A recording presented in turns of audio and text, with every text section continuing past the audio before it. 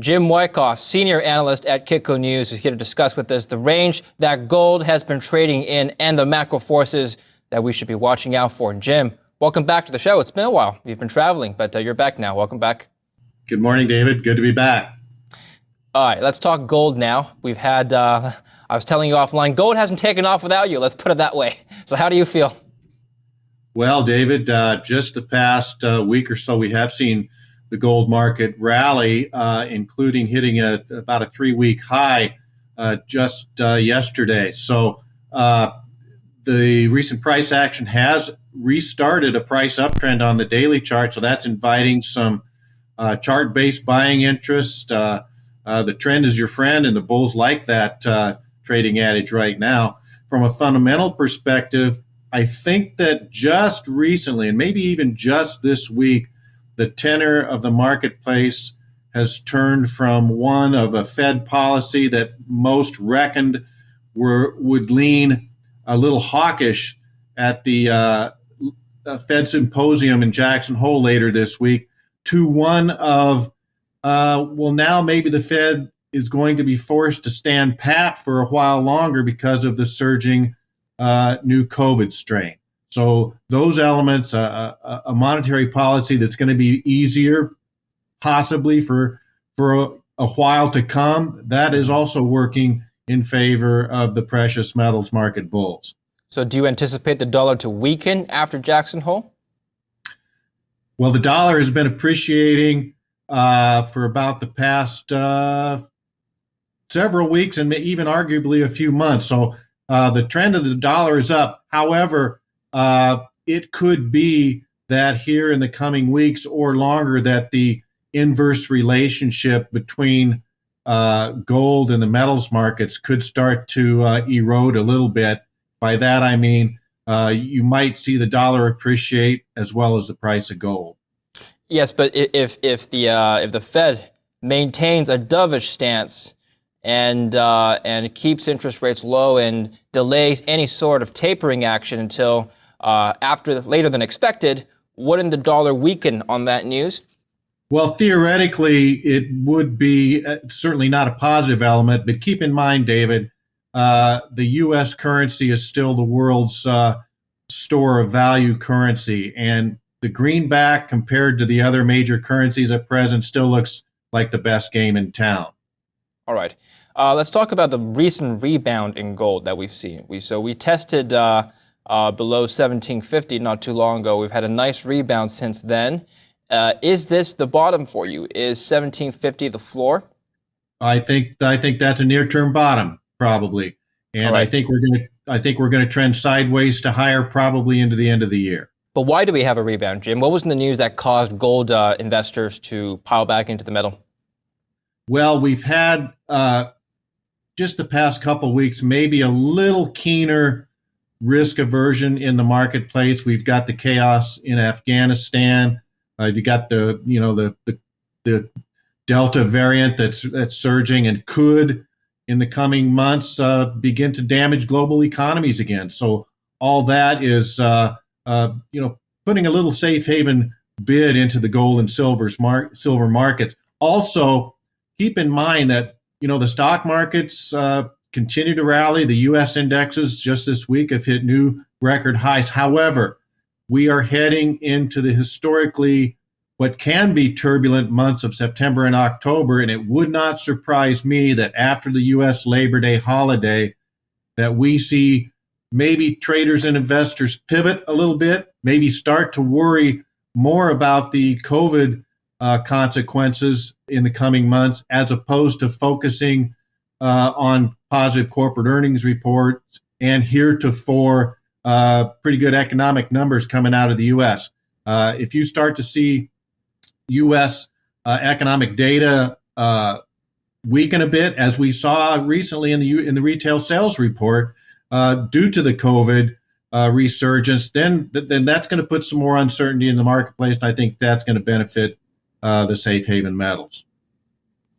So what's the next key level you're looking out for then, Jim? Well, we've got 1815 as some near-term resistance.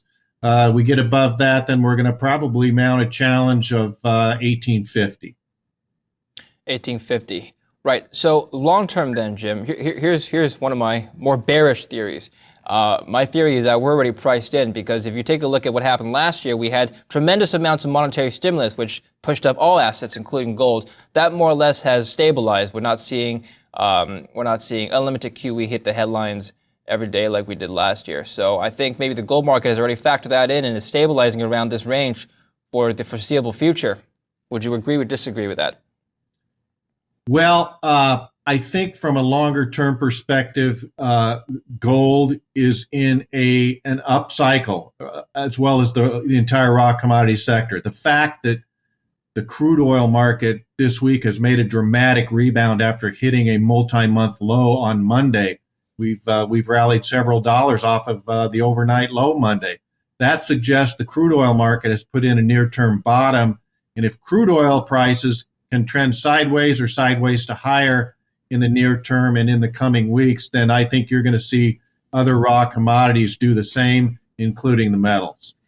We've talked about this before, but let's revisit the subject one more time. What's the relationship between oil and gold?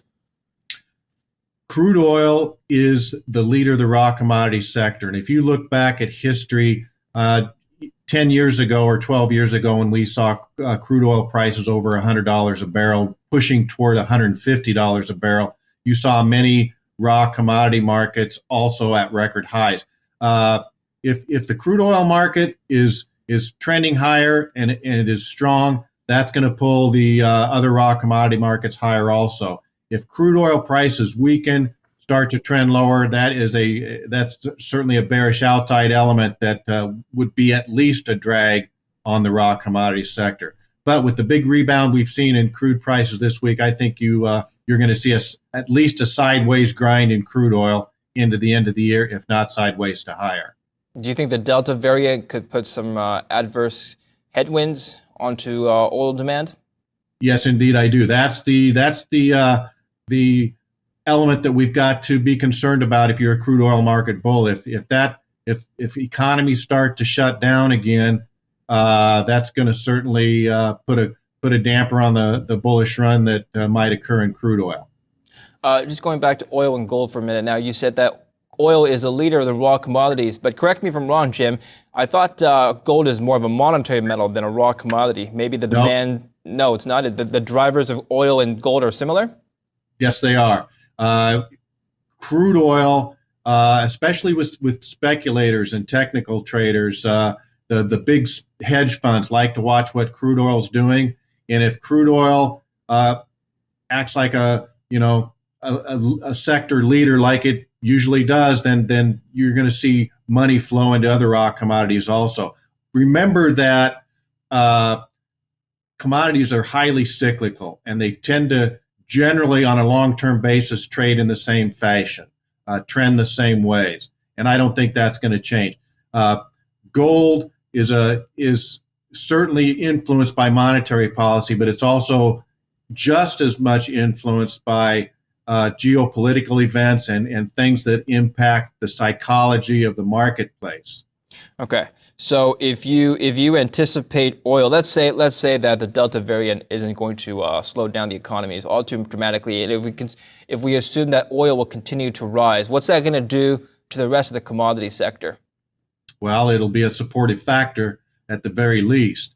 And you look at some of these raw commodities. Now, we've just had a hiccup in some of the grains lately and some of the softs markets, the international foods markets, the same kind of downside correction that we recently saw in the metals markets. But they're starting to come back now. And remember that trending markets don't trend straight up. They don't trend straight down. They kind of go in fits and starts. We see prices rally, then we see them pull back only to rally again. So in my mind, we've seen some corrective pullback action in the raw commodity markets, and I think that we may see some limited demand over the coronavirus fears that could surface in the coming weeks or even a bit longer. But on a longer term basis, demand for raw commodities is going to continue to grow and to pull those prices higher on a longer term basis. What about things like lumber? It's had a dramatic run up this year, and then it's come back down. Was that, how much of that was purely just a supply issue versus fundamentals driving the commodity up and then back down? Well, it was both supply and fundamentals. But if you look at a longer term chart for lumber, you see major spikes higher, you see spikes lower. So from a historical perspective in the lumber market, while we did push prices to record highs, only to see them back off sharply, that type of price move in the lumber market's been going on for over 30 years. Interesting. Okay. Yeah, I was just trying to see if we can draw any parallels to from lumber to, let's say, gold or perhaps even oil. But you're saying that lumber's volatility DNA, so to speak, has been different for 30 years.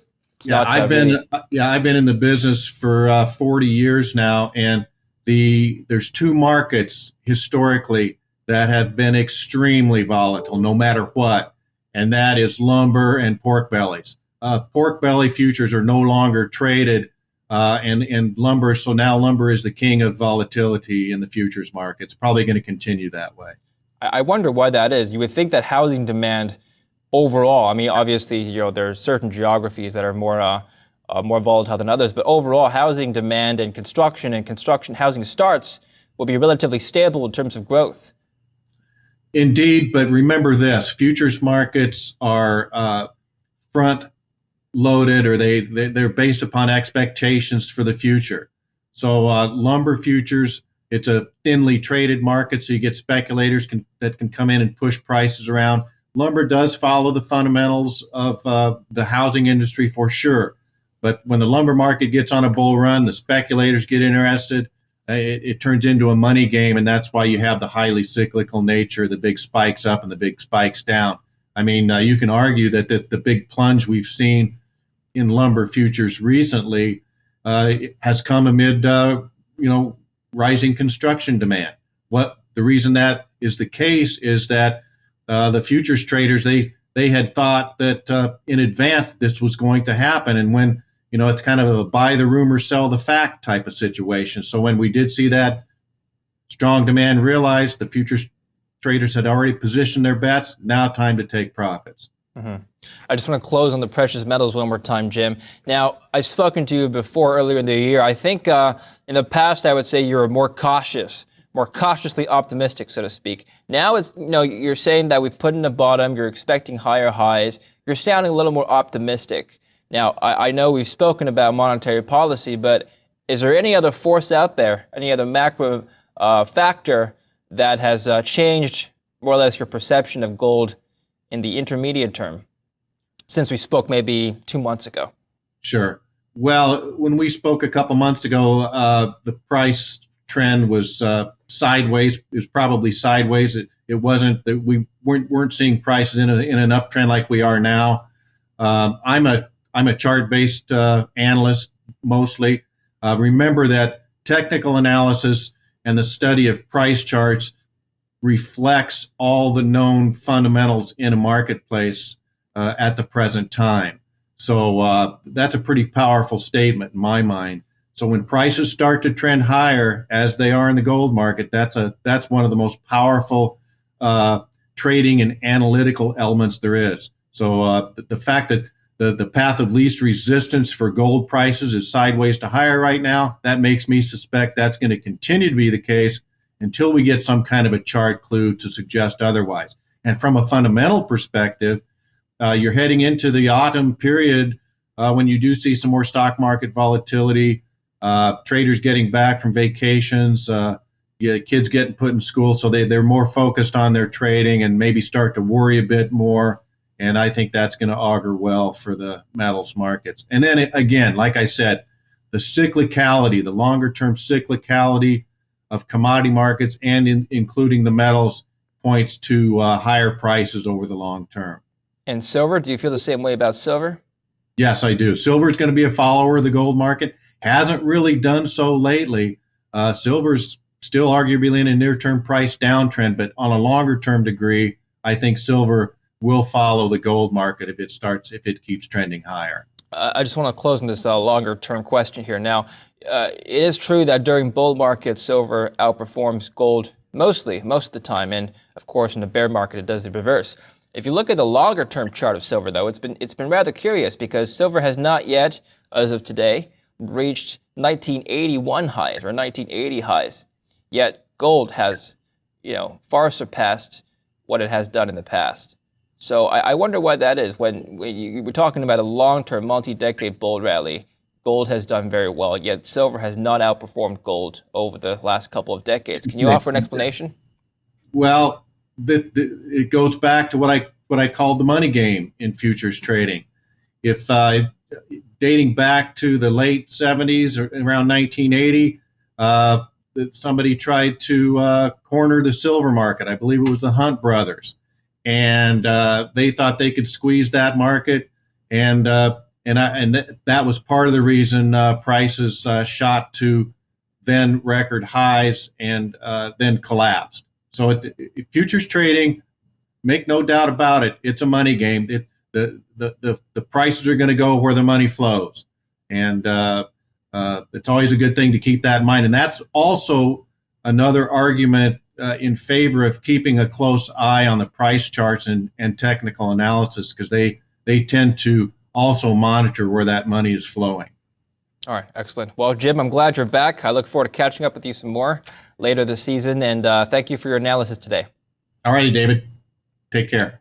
And thank you for watching Kitco News. I'm David Lin. Don't forget to subscribe to our YouTube channel and follow me on Twitter at DavidLin_TV.